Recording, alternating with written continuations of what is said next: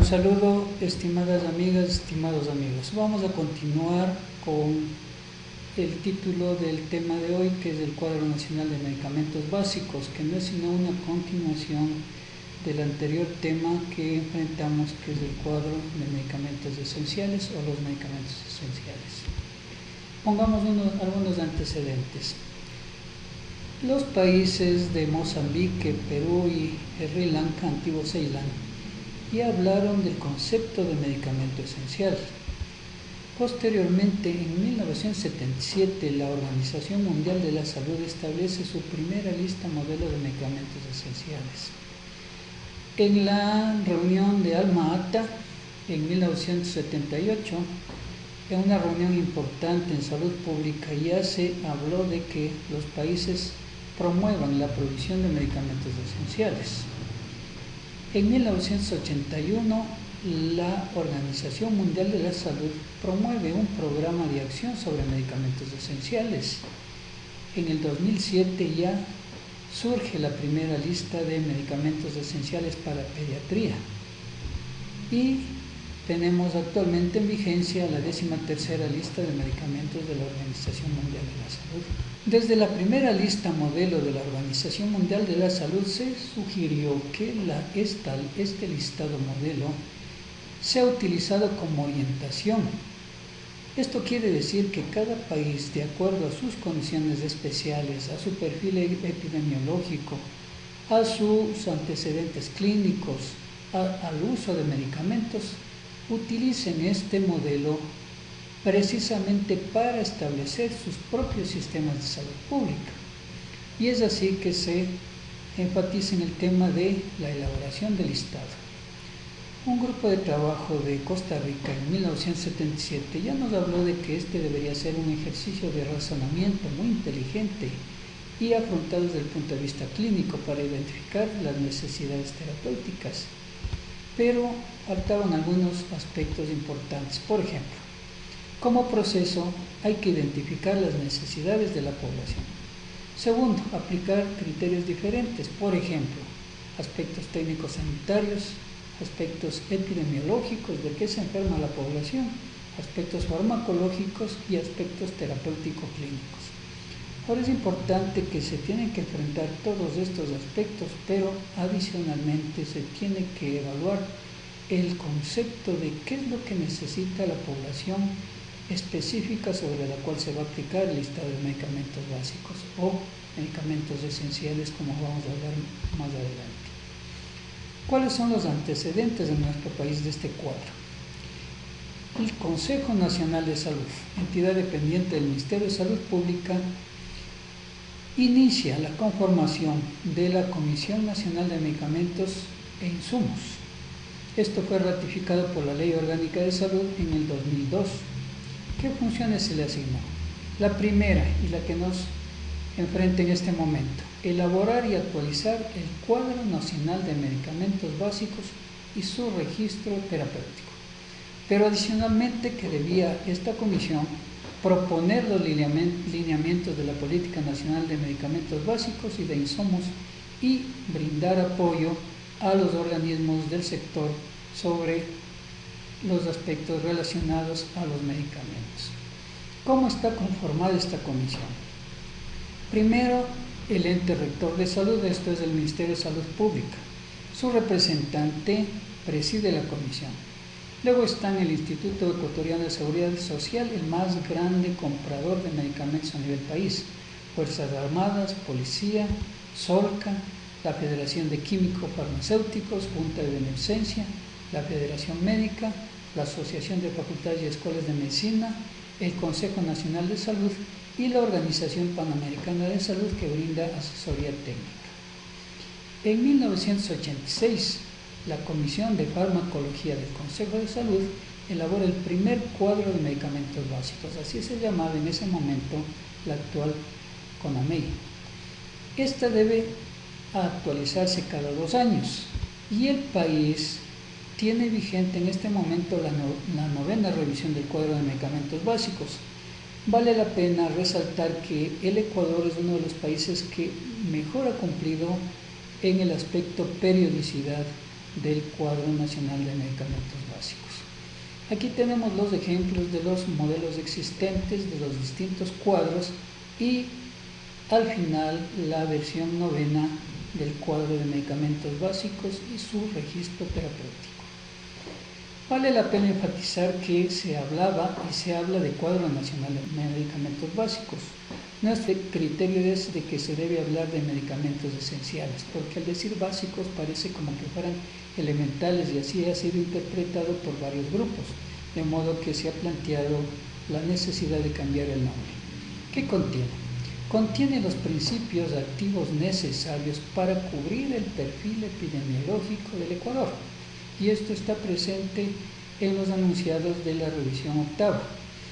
Adicionalmente se menciona que es de uso obligatorio para instituciones públicas y semipúblicas. Pero adicionalmente debe existir el registro terapéutico. ¿Qué hace este registro?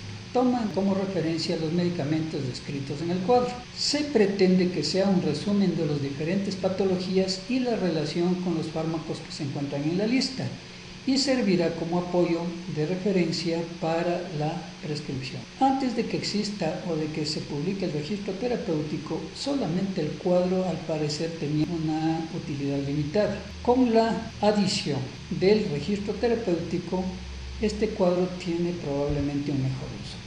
¿Qué se especifican en el registro terapéutico? Los usos, las dosis de los medicamentos, las vías por las cuales deben ser administradas, esto es, los sectores orgánicos a través de los cuales ingresan los medicamentos al organismo, y finalmente los efectos secundarios. Aquí la muestra de la versión 2009, la octava revisión, en donde ya se tenía el registro terapéutico como una edición adicional al cuadro. Esto en el 2009. En la versión octava ya se inscribió en el mismo documento el registro terapéutico, y lo mismo sucede en la novena revisión. Un hecho importante a analizar es qué ha sucedido en las distintas versiones en relación a los principios activos presentes y las formas farmacéuticas. Este es un dato que está presente en la versión 2014, la novena revisión. En el 2012, la versión cuarta, existían 386 principios activos. Y es importante anotar que en la versión 2008, la séptima revisión, se incrementó de una forma dramática los principios activos a 410. En la versión 2010, la octava revisión, ya se realizó una tarea de revisión de este número de principios activos, pero lamentablemente no se pudo reducir el número. Y en la versión novena esta tarea sí ha sido realizada y actualmente están 399 principios activos con 535 formas farmacéuticas.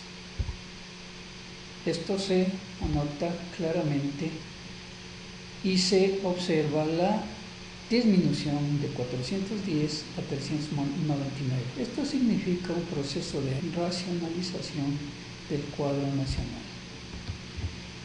¿Qué dice la última versión? En su enunciado dice que, más allá de que sea un proceso de suficiencia técnica, es poder entregar a los prescriptores, a los profesionales de la salud, un documento referencial para permitir el ejercicio de una atención adecuada en salud, básica en salud, utilizando para ello medicamentos esenciales, pero sobre todo enfatizando la realidad ecuatoriana, la realidad de su epidemiología. También menciona que van a recibir las instituciones del Sistema Nacional de Salud, los profesionales, los prescriptores, los formadores de los procesos de salud y los integrantes de los comités de farmacoterapia, un listado de medicamentos esenciales que sean analizados basados en la evidencia, los avances científicos para garantizar eficacia, seguridad y conveniencia y la mejor alternativa.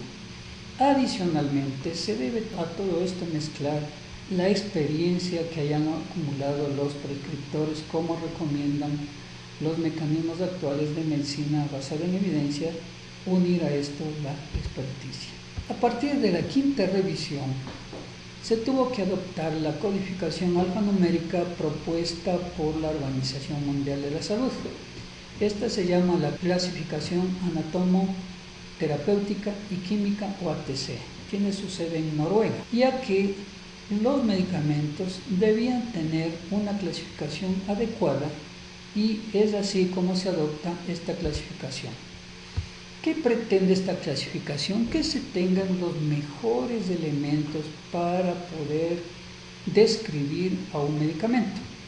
Y es así como tiene, por ejemplo, en este caso, la clasificación A02-AB01, que probablemente no nos dice nada, pero ya desglosándolo, sabemos que A significa grupo anatómico, A02 grupo terapéutico principal, A02A subgrupo terapéutico, A02AB subgrupo químico terapéutico y finalmente A02AB01 es el principio activo. Pongamos un ejemplo.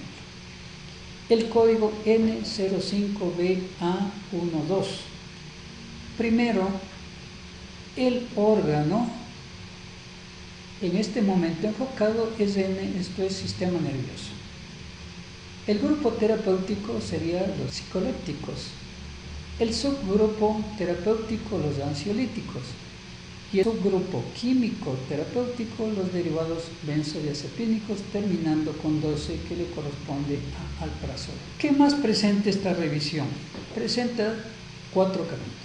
En el primer capítulo tenemos los medicamentos esenciales de uso general. En el segundo capítulo hubo la necesidad de integrar medicamentos esenciales que están involucrados en los que se ha denominado enfermedades catastróficas de acuerdo al acuerdo correspondiente. En el capítulo 3 están los antídotos, teniendo en cuenta que la incidencia de envenenamientos e intoxicaciones en nuestro país es alta. Por lo tanto, el cuadro nacional debía incorporar aquellos elementos que son utilizados en estos casos. Y finalmente, los medicamentos de uso exclusivo. ¿Qué más aporta el cuadro nacional de medicamentos básicos? Los niveles en los cuales puede prescribirse un medicamento. Por ejemplo, si no tiene, como en el caso del cuadro en blanco, ninguna mención, esto significa que lo puede prescribir el médico general o el especialista en cualquier nivel de atención. Si tiene la letra E, significa que solamente lo puede prescribir el médico especialista en cualquier nivel de atención. Si tiene la letra H, esto significa ya que debe ser prescrito a nivel hospitalario o en unidades que dispongan de hospital del día con atención de cirugía ambulatoria. Si tiene las letras H mayúscula y E minúscula, significa que debe ser utilizado a nivel hospitalario, pero por el médico especialista. Y finalmente la letra P, que ese medicamento está sujeto a que existan protocolos para esa entidad nosológica. Adicionalmente incorpora los niveles de atención. Esto es que el nivel 1, y esta es la clasificación del Ministerio de Salud Pública, que está descrita y está vigente, que el nivel 1 está englobando puestos de salud, consultorios y centros de salud clasificados como A, B y C. El nivel 2 significa que puede estar ese medicamento disponible a nivel hospitalario, en un hospital básico, o un hospital general, o un hospital ambulatorio. Y el nivel 3 significa un hospital especializado, por ejemplo, un hospital pediátrico, un hospital gineco-obstétrico, o un hospital que disponga las especialidades básicas. Así también a nivel ambulatorio los centros especializados. En el cuadro están presentes las vías de administración. Repito, los sectores orgánicos a través de los cuales va a ingresar el medicamento. Y así tenemos la vía inhalatoria, nasal, oral, parenteral, rectal, subcutánea, vaginal, ocular, tópica, intertraqueal, con sus respectivas abreviaturas. Y el cuadro adiciona un índice para facilitar la revisión por parte del lector. Por ejemplo, si tenemos un medicamento como el abacavir, lo buscamos de acuerdo al orden alfabético, pero en primer lugar aparece el código Luego aparece la forma farmacéutica, que en este caso es sólido oral. La concentración de esa forma farmacéutica, esto es 300 miligramos. ¿Dónde lo vamos a encontrar? En el capítulo 1.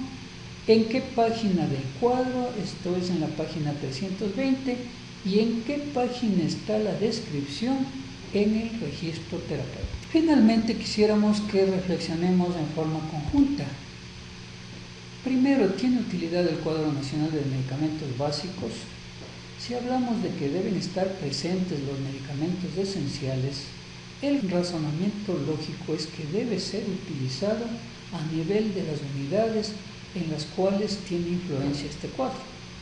Segundo, es usado por los comités de farmacoterapia, debe ser un elemento clave para el manejo de todo lo que significa el proceso de gestión del medicamento en la unidad operativa correspondiente. Tercero, debe ser utilizado por los prescriptores, claro, debe conocer en su unidad operativa, en su condición, si puede o no utilizar los medicamentos del cuadro correspondiente. Debe ser utilizado por los responsables de las compras en las unidades operativas. La respuesta parece lógica, sí, pero la pregunta más importante, ¿tiene la difusión necesaria? Creo que es una obligación que este cuadro sea difundido en los niveles correspondientes, siempre y cuando sea operativo, siempre y cuando sea útil. Y finalmente la pregunta que engloba probablemente todo el proceso de este curso, ¿permite o no el uso racional de medicamentos? Quisiera que ustedes contesten la siguiente pregunta para su reflexión. ¿Cómo va cada uno y una de ustedes a aportar para que este cuadro se difunda? Segundo, para que tenga un buen uso en el nivel correspondiente. Por lo tanto, creemos que se debe adoptar una actitud positiva como una forma de vida. Y finalmente una reflexión que aparece en los medios sociales. Si el plan que ustedes impongan no funciona, lo mejor será que cambien de estrategia, pero que el objetivo final no cambie. Les agradezco mucho por su atención.